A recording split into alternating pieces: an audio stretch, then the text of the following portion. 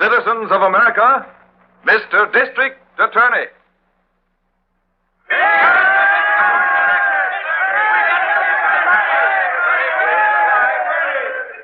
This is a night all of us will long remember.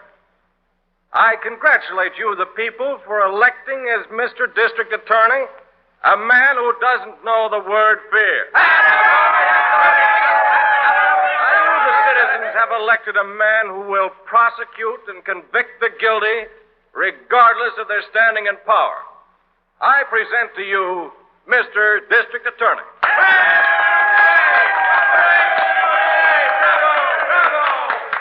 Thank you. No title which could be conferred upon me could ever mean more to me than the one which is given me tonight, Mr. District Attorney. I'm not going to make a speech. Just listen for 1 minute. Then I promise action. Every year, crime, corruption, and rackets take $15 billion from you, the American people. I pledge myself to go after the tops, the higher-ups, who are responsible for this corruption. And I don't care how big they are. The surest way to smash corruption and rackets is to expose them to the public. And that's just what we intend to do. There isn't one of you people listening who doesn't pay, and pay plenty, to organized crime. The laundry racket alone cost the citizens of this city over $1 million last year. Poultry costs more per pound. Fish is higher. False weights and measures are used in many stores. Over 150 different rackets are being practiced in this city. And this extra cost is passed on to you, all of you. Why, at this very moment, For the last time, I'm warning you to pay up for your protection. I won't pay you a cent. Listen, wise guy. You're going to cough up $100 a month for protection, or else. I don't have to pay you for protection. We've got a new district attorney in this town, and I'm relying on him for all the protection I need. Oh, yeah? Well, tell the new DA about this. Oh, good morning, Miss Phillips. Is my evening gown ready? Yes, Miss Phillips. It cleaned beautifully. Looks like a new gown. Yes, it does. Well, I'll take it along with me. Yes, sir? Are you Venato? Yes. You own this cleaning joint? Yes, I do. You haven't paid your dues to the Cleaners Protective Association? Well, I'm all through with your outfit. The new district attorney says he's going to run your crowd out of town. Oh, yeah? Well, maybe this will teach you a lesson. Acid! Acid. You've ruined all my clothes. Tell your new DA to fix them up for you. So that poultry dealer didn't pay up, huh? Nah, threw us out. Other people of this town are fed up on rackets. Well, here's his place now. Slow down. Sure. You boys know what to do. Sure. We know what to do. Let her go, kid.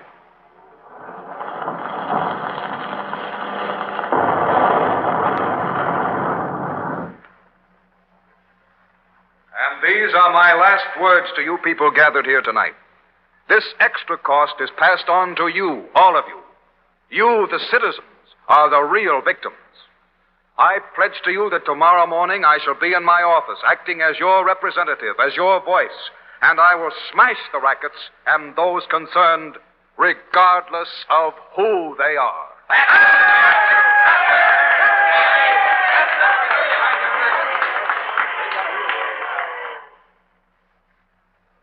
Good morning, Mr. District Attorney. Good morning, Miss Rand. How do you feel after your first day in office? Well, to tell you the truth, I feel the responsibility stronger than ever. Telegrams of congratulation have been coming in for you all day, sir. This one on the top just arrived from Mr. J. Edgar Hoover. Oh, thank you. Mayor Bernard Dickman of St. Louis and Police Commissioner Louis J. Valentine of New York also send congratulations. Well, that's splendid. I'm certainly grateful to these gentlemen. There's an Italian woman in the outer office. She's been begging all morning to see you, sir. Send her in. Yes, sir. Right this way, if you will. I want to see Mr. District Attorney, please. I want to see the District Attorney. Won't you be seated? Thank you. What can I do for you? My name is Mrs. Milano.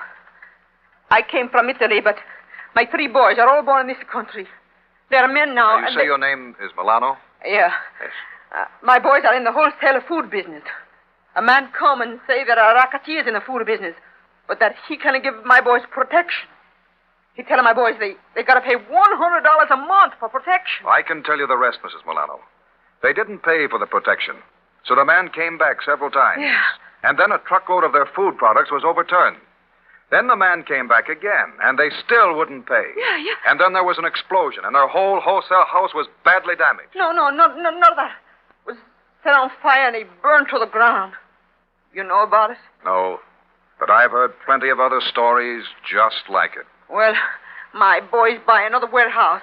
This time they pay the money to be left alone, but business is not so good, so they ain't paid.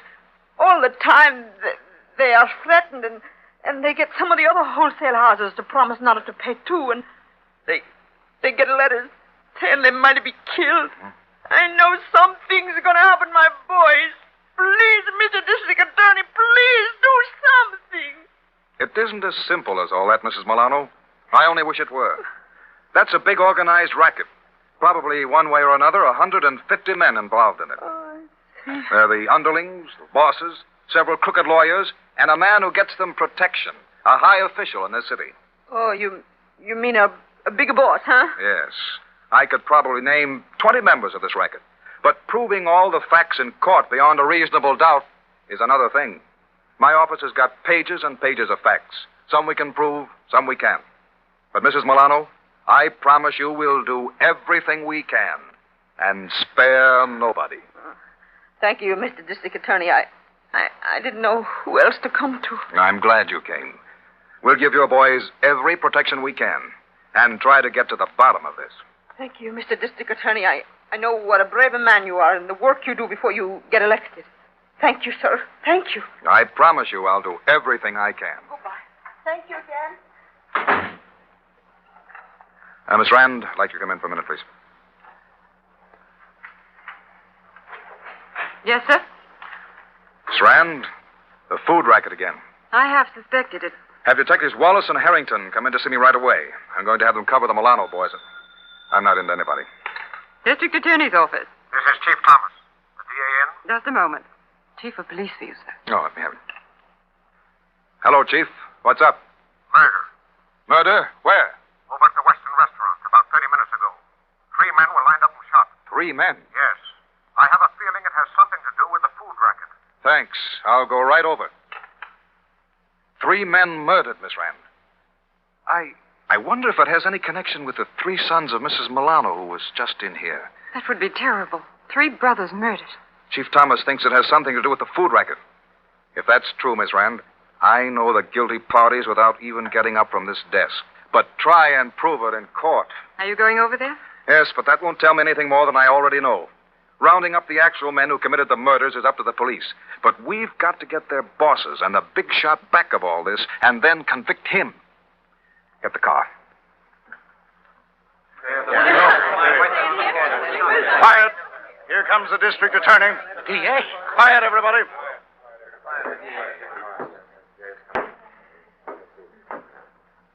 These are the 3 bodies, Mr. District Attorney.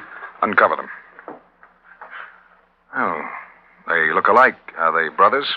Yes, sir. The Milano brothers? Yes, sir. You 2 men were waiters in here? You 2 men. I'm speaking to you 2 with the white coats. You waiters in here? Yes, sir.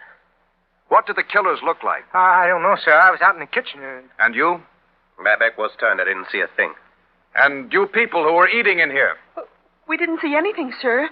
There were some shots, and then everything was all over. You all saw it happen, and you know it.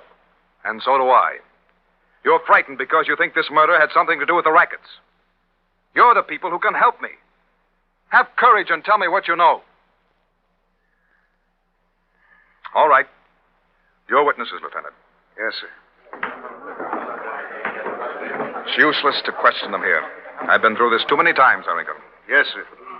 Oh, here's a piece of paper we found lying next to one of the bodies. Oh? I guess that's your first threat, sir. I've only been in office 9 hours, and I get my first threat. Well, they don't waste any words, do they? To the new district attorney, investigate this, and you'll be a corpse, too. These murders are part of the rackets, all right, sir. Harrington, I don't need any evidence on the scene or any fingerprints or anything like that to tell me who pulled this. It was Zara, the wholesale produce man. Zara? I'm positive he wasn't here himself, but he planned it. And what a perfect alibi he'll have. You'll find he's playing poker with friends right now and didn't leave the room. But Zara is the real killer. Go to his home, Harrington. He'll be there. Tell him I'd like to have him drop into my office the first thing tomorrow morning. I always say, my friend, that there's nothing like a bracing cocktail after a good day's work. Yes, you're absolutely right, Zara. Are you sure it was a good day's work? Oh, positive. The little job you wanted done this afternoon has been carried out to perfection. Mm-hmm. Well, let's drink to it. Certainly. Here's to you and anything that you want done. Well, thank you, Zara. You know, you're getting more valuable to me every day. And getting more valuable to myself. We collected 10,000 last week. Good. Well, at that rate, Zara, you'll be able to take a vacation soon. It's too bad these Milano brothers couldn't see things our way. Now, we've got to stick to our rules. They don't pay up. We've got to... Yes, Zara. Well, I'd rather not talk about that anymore, if you don't mind. I don't want to bring it. What's that? There's someone at the door. Expecting anyone? No. Well, whoever it is, I certainly can't afford to be seen here. Suppose I go in the next room and tell you... Good idea. Just step this way. I'll depend on you, Zara. Don't worry. Just a moment. Good evening. Are you Zara? That's right. Who are you? I'm from the district attorney's office. District attorney. That's right. I've got a message for you. I see. I want to come in? No, thanks. I thought perhaps you'd like a little drink. No. All I'm here for is to tell you that the DA wants you to drop into his office the first thing tomorrow morning. Well, I'll be delighted. The DA and I are good friends. Yes. The DA and I are very good friends. District Attorney's office. Yes? Yes, I'll tell him. Good night. It's Detective Harrington, sir. Yes? He said Zara will be here to see you tomorrow morning. Good. Miss Rand, you've had a busy day. You must be tired. You're the one that's tired. Can't I get you something to eat? No, thanks, Miss Rand. I have a press conference in a few minutes and a lot more work on this case.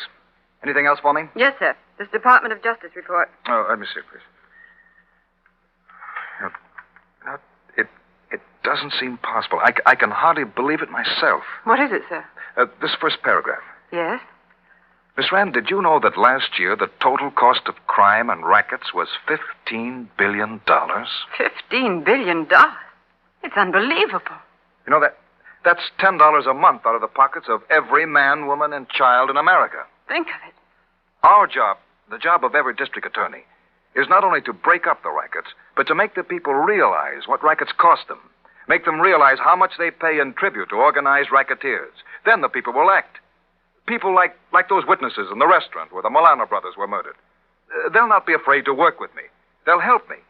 And we can stamp out this menace once and for all and put these criminals in prison. You mean men like Zara? Exactly, Miss Rand. There are thousands of Zaras in this country.